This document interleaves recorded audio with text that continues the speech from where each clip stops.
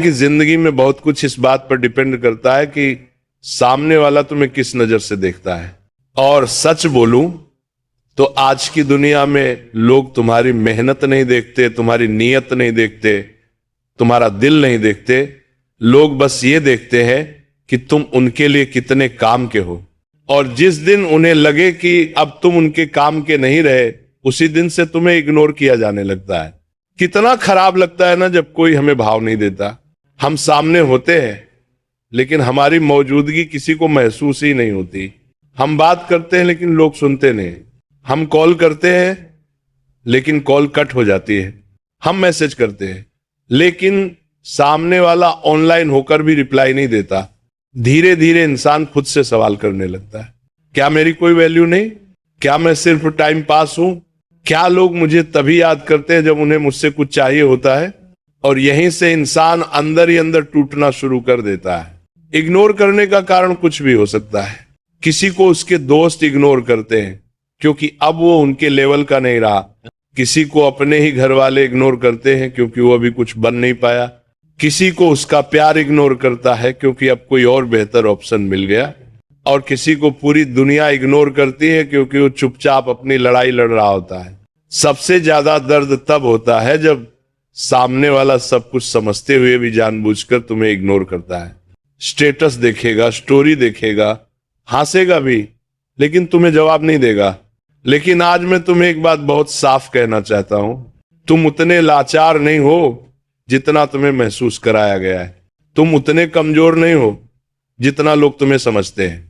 समस्या तुम्हारे अंदर नहीं है, समस्या यह है कि तुम गलत लोगों से अपनी वैल्यू एक्सपेक्ट कर रहे हो। आज मैं तुम्हें रोने का तरीका नहीं सिखाने वाला। आज मैं तुम्हें गिड़गिड़ाने का तरीका नहीं सिखाने वाला।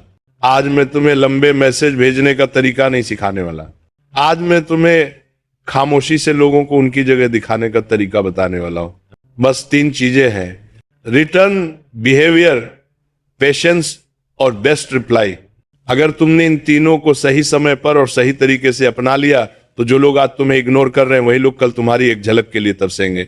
रिटर्न, बिहेवियर, सेल्फ रिस्पेक्ट की शुरुआत सबसे पहले अपनी सबसे बड़ी गलती समझो। जब कोई तुम्हें इग्नोर करता है तो तुम और ज्यादा कोशिश करने लगते हो। ज्यादा कॉल, ज्यादा मैसेज, ज्यादा सफाई।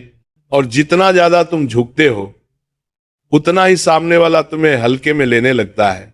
याद रखना, जिसकी उपलब्धता हमेशा रहती है उसकी कद्र कभी नहीं होती। रिटर्न बिहेवियर का मतलब है जैसा व्यवहार तुम्हारे साथ हो रहा है वैसा ही व्यवहार सामने वाले को वापस देना। अगर कोई तुम्हारे मैसेज का रिप्लाई नहीं देता तो तुम भी तुरंत रिप्लाई देना बंद कर दो। अगर कोई तुम्हारी मौजूदगी को सीरियस नहीं लेता तो तुम भी अपनी मौजूदगी कम कर दो। अगर दोस्त तुम्हें इग्नोर कर रहे हैं तो उनके पीछे भागना बंद कर दो। दूर हो जाओ, शांत हो जाओ, अकेले रहो, लेकिन मजबूरी में नहीं, खुददारी के साथ। ये कोई दिखावा नहीं है, ये अपनी एनर्जी वापस लेने का तरीका है। पेशेंस जो सबके बस की बात नहीं। यहां ज्यादातर लोग हार मान लेते हैं। 2 दिन दूरी बनाई, 3 दिन सब्र किया और चौथे दिन खुद ही मैसेज कर दिया।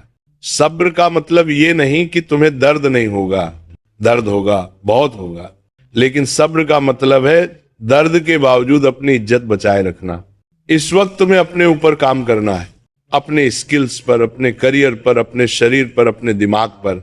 मत देखो कि वो क्या कर रहे हैं, मत देखो कि वो किसके साथ खुश है, बस देखो कि तुम क्या बन रहे हो। क्योंकि जो लोग आज तुम्हें इग्नोर कर रहे हैं कल वही लोग तुम्हारी सफलता देखकर खुद को छोटा महसूस करेंगे। बेस्ट रिप्लाई, खामोशी की ताकत। कुछ समय बाद वही लोग खुद तुम्हारे पास आएंगे, पूछेंगे आजकल बात क्यों नहीं करते, इतने बदले बदले क्यों लगते हो। यही तुम्हारी असली परीक्षा होती है। अगर तुमने अपना दर्द सुना दिया तो सारी मेहनत बेकार। बेस्ट रिप्लाई का मतलब है कम शब्द, पूरा कंट्रोल। बस इतना कहना है, मैं बदला नहीं हूं, बस अपने काम में बिजी हूं। अगर फिर पूछें किस काम में, तो बस कहना वक्त आने दो। यही जवाब उनके दिमाग में अटक जाएगा, यही जवाब तुम्हारी वैल्यू बढ़ा देगा। आखिरी बात, जो लोग तुम्हें इग्नोर करते हैं वो तुम्हारे दुश्मन नहीं है, वो तुम्हारे टीचर हैं। वो तुम्हें सिखा रहे हैं कि खुद की वैल्यू कैसे बढ़ाई जाती है।